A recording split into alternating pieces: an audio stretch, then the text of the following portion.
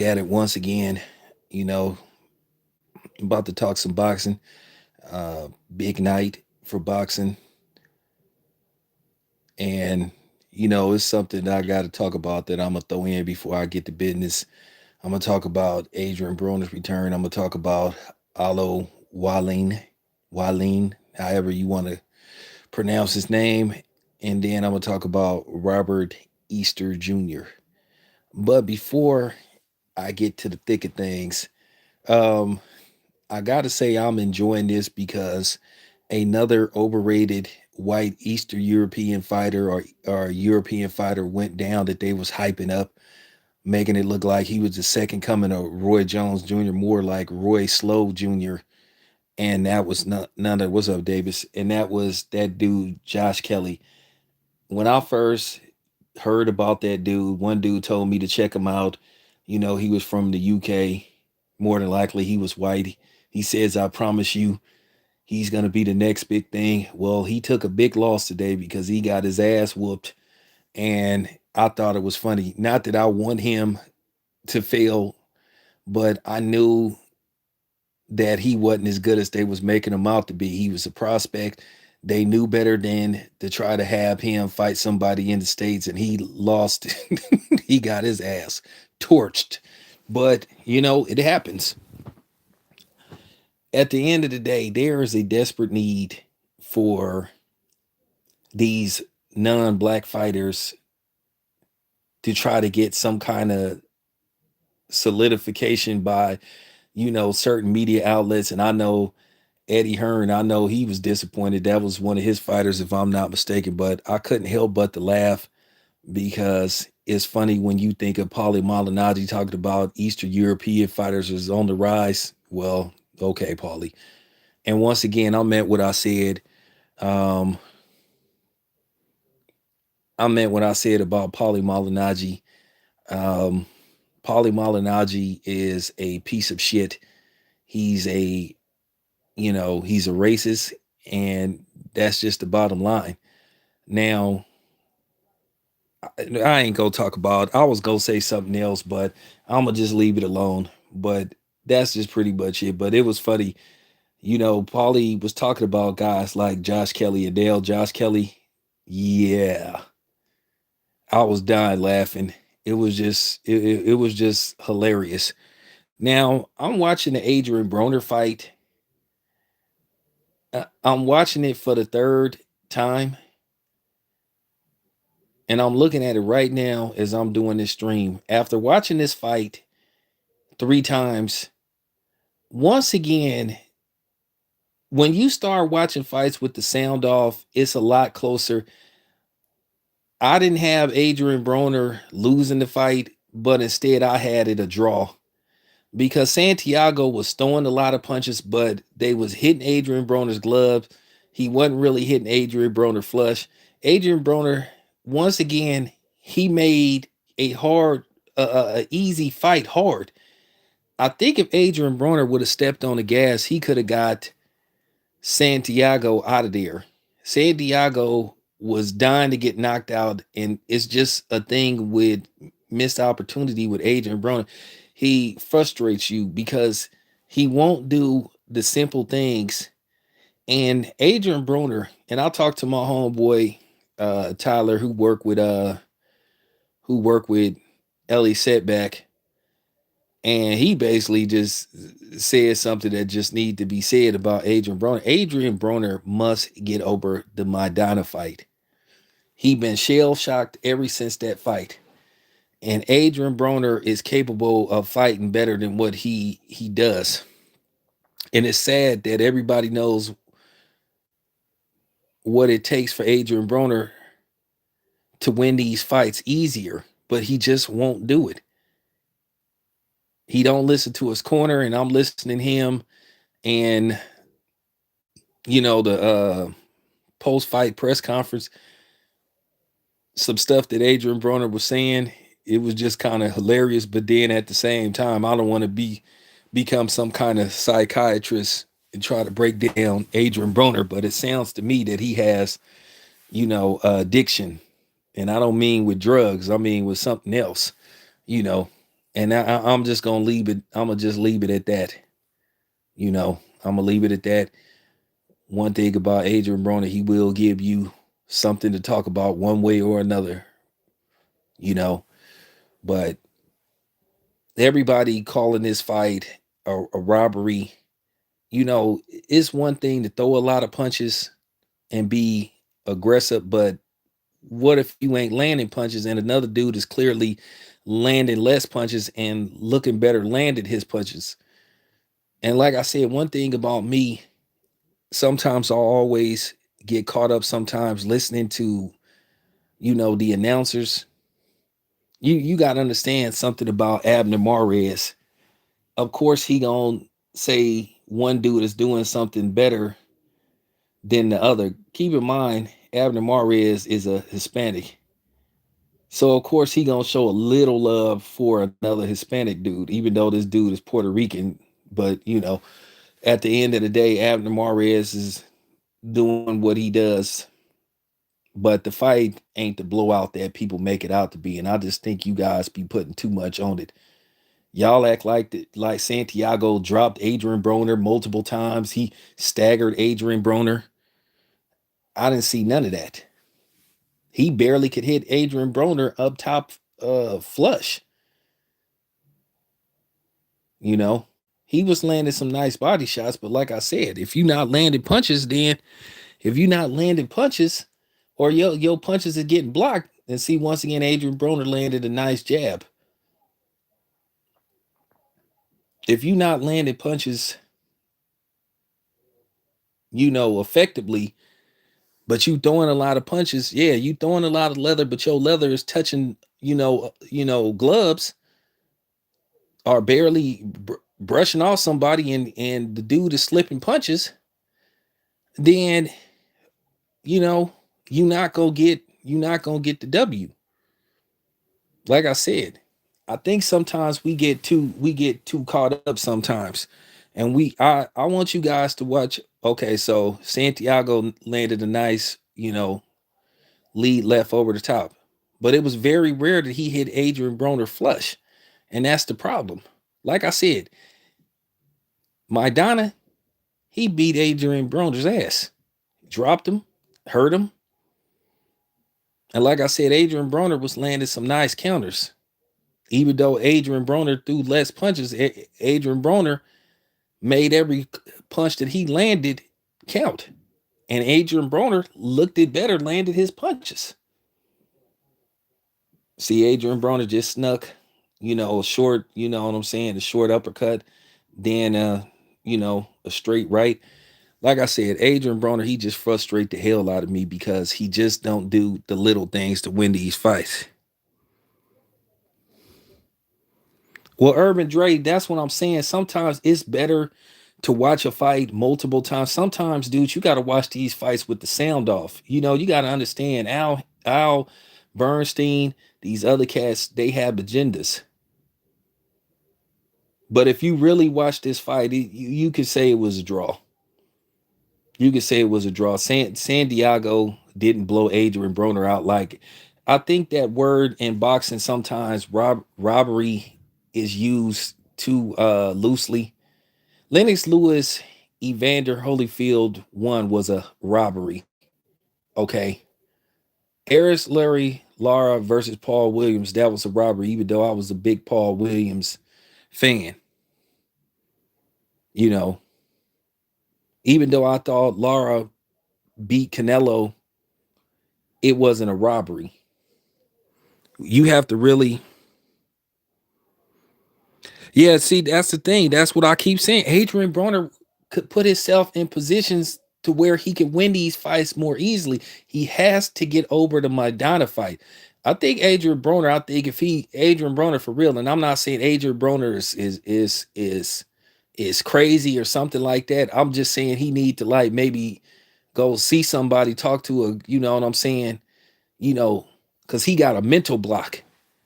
Adrian Broner could have won a lot of fights more easier if he would throw punches. And I don't want to tell him he should leave the guy that's training him. That's not my job. even though I think him and Robert Easter Jr. would both be better off if they had other dudes working with him. Man, I'm gonna tell you something. Robert Easter Jr. looked pretty. He looked pretty nice tonight. I'm thinking to myself, if Robert Easter Jr. had somebody like Emmanuel Stewart training him, I think he would. Whew, man, if he had somebody like him training him, or the guy that trained Shakur Stevenson, and I think he would be a lot better than what he is. He's a good fighter, but he's yet to become a great fighter. I'm just telling you. I'm telling you, if Emmanuel Stewart was still here, I guarantee you, he would have loved that work with Adrian Broner and Robert Easter Jr. But I looked at this fight, and Adrian Broner is doing a lot better than what people giving him credit for.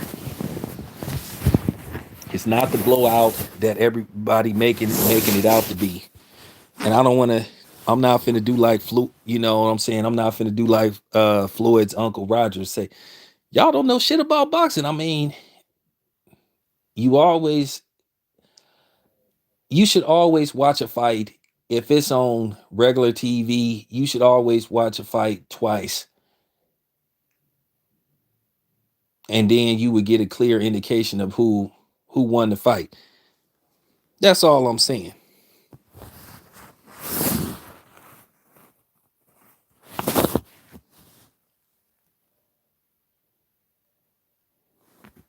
That's all I'm saying about AB.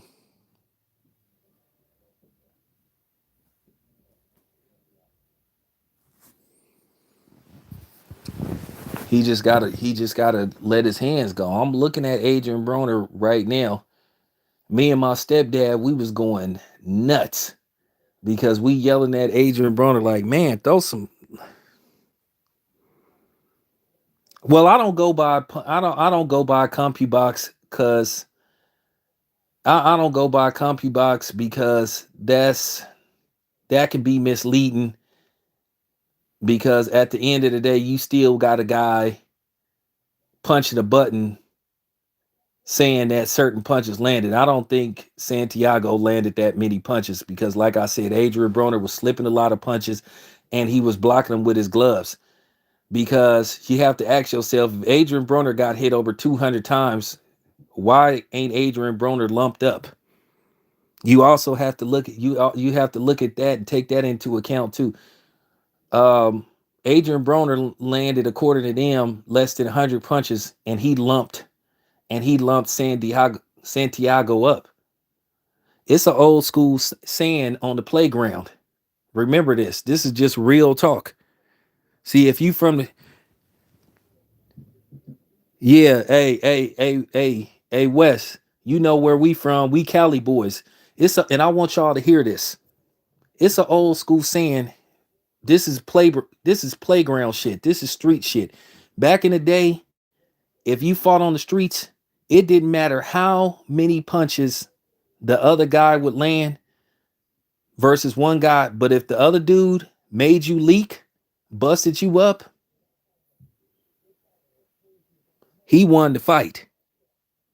So you look at Santiago face and you look at Adrian Broner's face and you tell me once again that was a robbery. There you have it. That's street shit. Hey, tell him West. That's how we do it, man. That's California shit. It didn't matter if a dude landed 40 punches on the playground, hit you in the body, and hit you in the body, hit you in the face a couple of times. But if you threw 20 good punches, you broke the dude's nose, you had him leaking, you won the fight. That's Broner like he could come. Broner looked like he could go to the club and go hang out. He do not look like he was in a fight. Look at Santiago's face. He looked like he been in a fight. So that's what I'm saying. I'm just trying to educate y'all a little bit. That's all I'm saying. That's why I kept telling people that fight with Pacquiao, same thing with Pacquiao. Adrian Broner didn't even really get hit. I mean, Pacquiao landed one good punch. He almost like knocked Adrian Broner down. But once again, Adrian Broner could have won the Pacquiao fight. Wouldn't let his hands go. So that's what I'm saying. Once again, Adrian Broner popping the dude with the jab, hit him with a nice body shot. So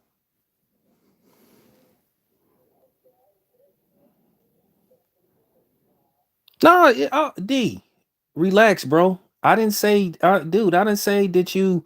I relax, bro. I didn't say that you wrong. I'm just explaining my side of the story. That's all I'm saying. You entitled to your opinion. Did I say you was wrong? I say, hey man, you're wrong. You're nah. You okay? You cool. If you thought AB lost, that's fine.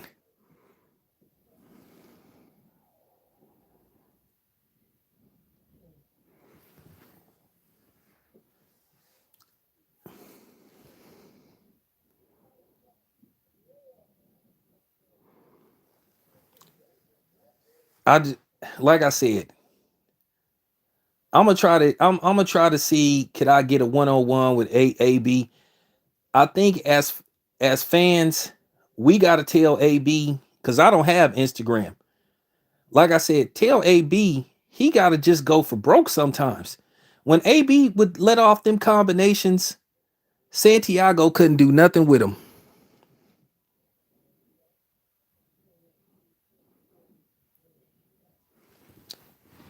If AB would have been when AB was throwing them up and down combinations, throw a straight, throw a body shot, then throw a lead left, then throw an uppercut. Man, he could have stopped Santiago. You know what I'm saying? For real. So that's all I'm saying. So like I said, after like watching the fight, I'm watching the fight with the sound off. I want anybody that's listening to this podcast, this stream, watch this fight again with the sound off, nobody talking, and you gonna see this fight is a lot closer than what they made. Eight man, like I said, AB could have knocked Santiago out. Regis would, man, when I say Regis would steamroll somebody like Santiago, and that's who they may put. Man, when I say Regis would steamroll, when I say Adrian Broner and Regis is gonna be a fight, that's gonna be a fight. And AB he gonna have to fight against Regis because if he don't, you gonna see Adrian Broner get stopped for the first time.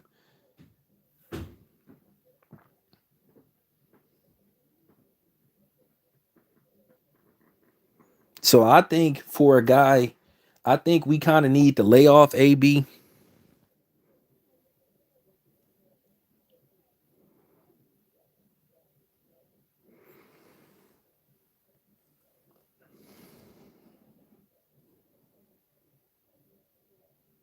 Yeah, I'm gonna talk about Valdez in a minute. I'm gonna talk about Valdez in a minute. Y'all, I think y'all need to give AB a little bit more credit. He haven't fought in 2 years, man. He haven't fought in 2 years. So to me, he'd be to me, he like he said, he need to get back in the ring as soon as possible. And I'm gonna tell you guys, and I'm gonna tell you guys something. I'm gonna tell you guys something else too. With AB, I got a phone call from my homeboy Tyler. Like I said, he like a light skinned dude. He worked with Ellie Setback. Adrian Broner don't like fighting in the bubble. He don't like fighting in the bubble. He said he didn't like fighting without no fans. I'm just gonna tell y'all something. This bubble shit is just like it's just played out, man. At the end of the day, it's just time to go back to basics. Just time to start finding, locations that have like a live, like that can have live spectators. Because Adrian Broner is from Ohio. I think Adrian Broner could sell out his hometown. You know, let the man fight in Cincinnati or Toledo or something.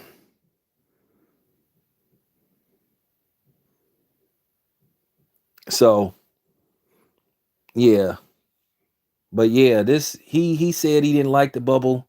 He was complaining about it, and y'all got to understand as far as trying to, you know, lose weight, they don't have the same regiments that they have. They don't have access to steam rooms and all that kind of stuff no more. My homeboy told me he felt like he was on house arrest. You know, he went to cover the fight. You had to check into the hotel. You can't come out the hotel room. You had to get tested for COVID like multiple times. You had to get escorted to the bubble. He said it was just terrible. He said it was terrible. He said it was like being on house arrest. He said, I'm glad I ain't covering fights no more. If I gotta go through all that, man, shit, I might as well just stay at home. They told them once man, it was like for real, man. It was like once you got in, you couldn't check out. He couldn't go to the lobby. He had none of that stuff. He had to stay secluded to the room, and security would escort him to the like, man, I ain't doing none of that shit. I ain't doing none of that shit. I'm good. All right, so appreciate that.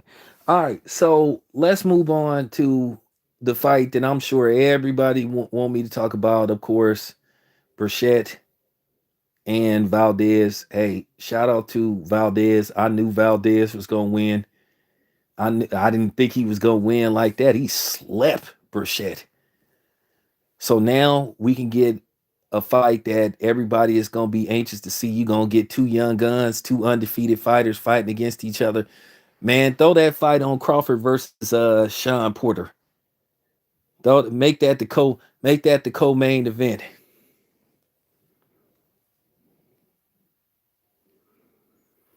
Make that the main event, the co-main event with Bud versus Sean Porter. Which, by the way, they still in negotiations. Don't listen. I know exactly what's going on. That fight is. I'll put it to you this way, you guys. The fight is like is if you was tilting the scale, it would be tipping more towards almost done. They just got to work out a few things. You know, they trying to work out a location and a fight date. From what I'm hearing, late May, early June. Either three places: Atlanta, Las Vegas, or Bud's hometown of Nebraska. They want to put that fight. Let me tell you what's going on. Let me give you an update. Las Vegas is ready to bring back live events. Las Vegas has said if or once they open public events like sporting events to the public, they're going to allow, I think, 40 to 50% capacity. So if they can get Bud versus Sean Porter at Allegiant Stadium, whatever it's called, you talking about 20,000 people, you know. So you talk about 20,000 people, it's going to be in Las Vegas. It's going to be cuz Las Vegas ready. They ready. So, you know, so the fight could happen like I said, maybe early June, maybe early June, late May. So, and I think the money has been worked out. This fight is going to be it's going to be a pay-per-view fight. But like I said, Valdez versus Shakur Stevenson, co-main event, man, and Bud versus Sean Porter, the main event, that fight gonna do numbers. Man, I don't know if it's gonna do. I almost guarantee you that fight gonna do, which would be good numbers for Bud. It would do 500,000 pay per views because you got Shakur Stevenson who building a fan base. You got Bud who has a solid fan base. So like I said, I think that fight would do exceptionally well, and I'm looking forward to that fight. Hopefully it go down.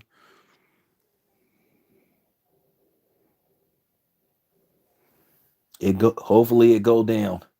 But like I said, getting back to Valdez, man, that was a perfect over the top left hook.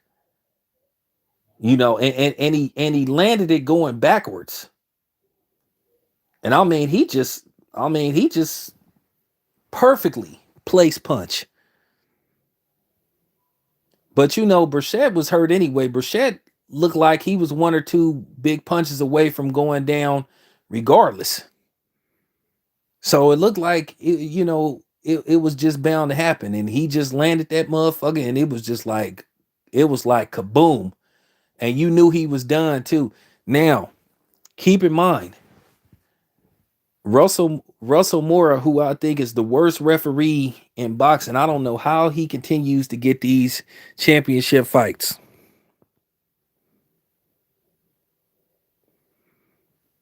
I don't know how he continues to get these championship fights, but he does.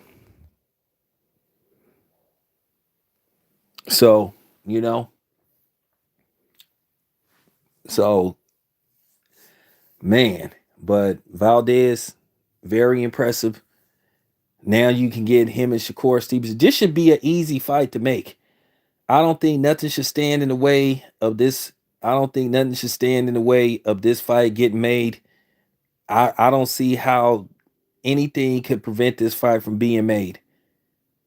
You're gonna have two undefeated fighters. It's gonna be a chess match. That could turn out to be a brawl.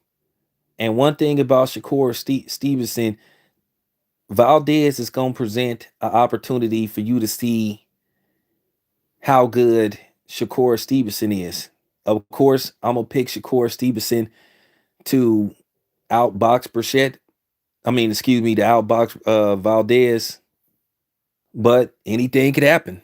It's always the fear of Valdez landed something that could hurt and possibly stop Shakur Stevenson. So this is why y'all should tune in to that fight. It's gonna be a barn burner. Don't miss it whenever it happens. But we all know that fight is gonna happen sometime in the near future.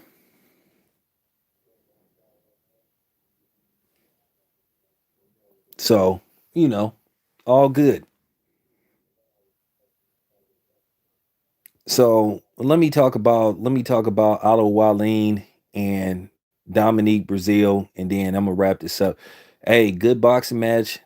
Dominique Brazil, I think I'm not gonna say he on his last leg, but he got clearly outboxed. Had Otto Wallin had, you know, been a little bit more selective with his punches, he probably could have stopped Dominique Brazil. I mean, he busted him up pretty good. He outboxed circles around him, which I picked Otto Wallin to win that fight. I think Otto Wallin eventually down the line may get another crack at Tyson Fury, but I think Otto Wallin put himself in a position to land him some good fights. Kronoski's an option. There's some other people out there, Charles Martin. So I think Otto Wallin, by beating Brazil, and he beat him going away. Dominant performance. I think he established himself as another player in the heavyweight division. Now, is this heavyweight division like what it was 20 years ago? Absolutely not, but I'll take what I can get. And, Dominique Brazil, um, he this is like his third trainer. He went from whoever he was using at first to Virgil Hunter, and then as you can see, he used Abel Sanchez for this fight. You know, I mean, Brazil, he had some chances. He took some chances. Sometimes he tried to load up and try to throw the one hitter quitter, but Wallin seen it coming and he was able to get out the way. So not only did Otto Wallin display some good offense, he displayed some defense as well, because he was able to get out of the way and he was able to neutralize, Dominique Brazil's right hand. But he did very well. He did exceptionally well. So he's a possible future opponent for Deontay Wilder.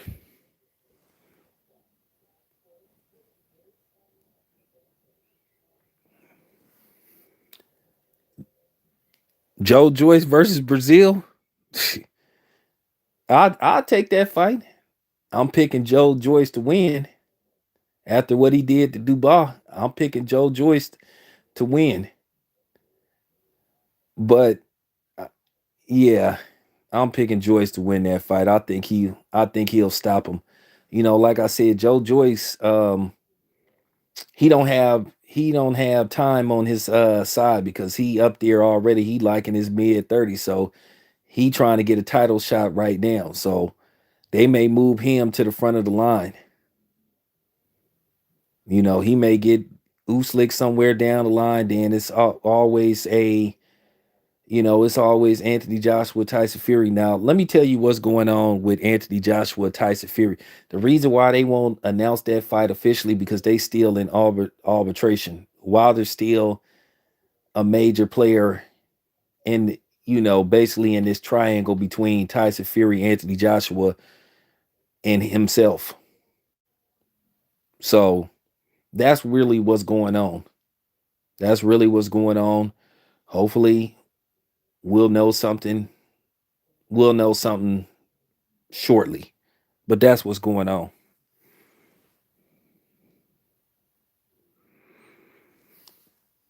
Well, I'm gonna be honest with you, D Hodges. Look, you probably understand the politics of boxing, or should I say politics.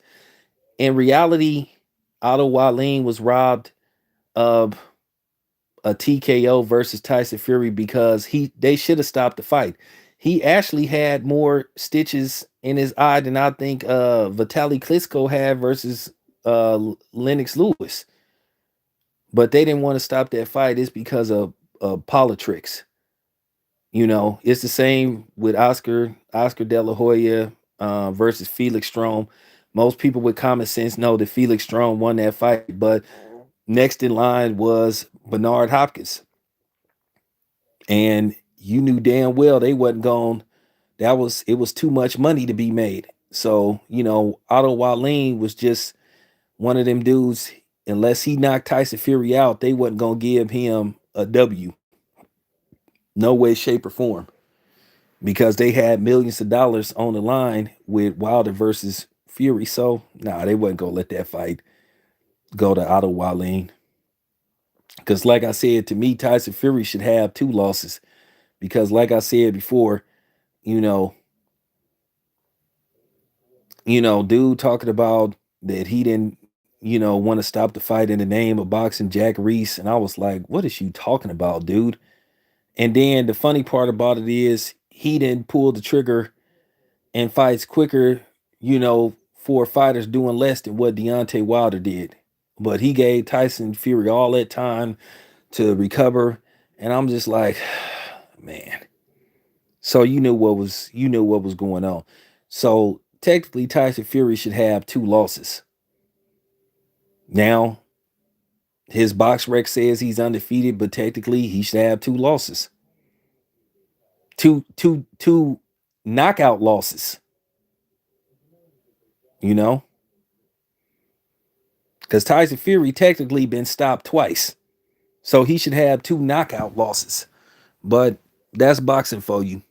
So, But anyway, you guys, thanks for tapping in. Appreciate the love. I'm out.